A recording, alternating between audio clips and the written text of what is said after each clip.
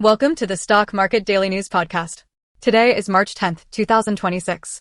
Here's your fast-paced roundup of what moved the markets yesterday and what you need to know to start your investing week. U.S. markets ended sharply lower on Monday as a surge in oil prices and new Middle East conflict rattled global sentiment. The S&P 500 lost nearly 2%, closing just above 4,900. The Dow dropped more than 500 points, and the Nasdaq was off by almost 1.9%, finishing below 15,700. The day's biggest story? Brent crude oil prices soared past $119 a barrel at the open before settling closer to $110, triggering a ripple effect across stocks and sectors worldwide. Let's break down the key market-moving stories. First, oil prices surged above $100 per barrel for the first time since 2022.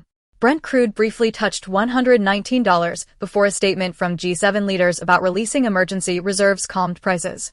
The gains come after Iran halted shipping through the Strait of Hormuz, threatening about 20% of the world's oil supply. Energy stocks initially jumped, but quickly gave back some of those gains as volatility soared, while travel and transport shares broadly tumbled. Second, Asian stock markets suffered some of their steepest losses in years. Japan's Nikkei 225 index fell more than 6% at the open and closed down over 5%. South Korea's Kospi dropped by 8% before trimming losses. Worries about higher import costs and regional instability pushed investors to sell equities across the region. Third, defense stocks bucked the broader sell-off, rallying on expectations of increased military spending. Lockheed Martin, Northrop Grumman, and ARTX all closed higher, with ARTX gaining 4.5% and Northrop up 5%. Analysts point to increased order backlogs and a new White House directive to quadruple production of key missile systems as potential drivers for the sector. Fourth, Bitcoin and major cryptocurrencies showed resilience despite global market turmoil.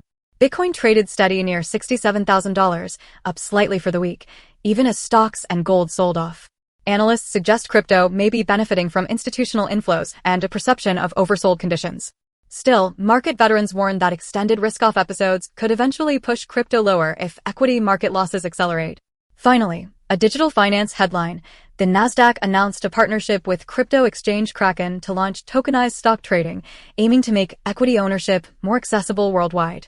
The platform, expected by early 2027, plans to let investors outside the U.S. trade blockchain-based versions of real shares, with all the same rights as traditional holders.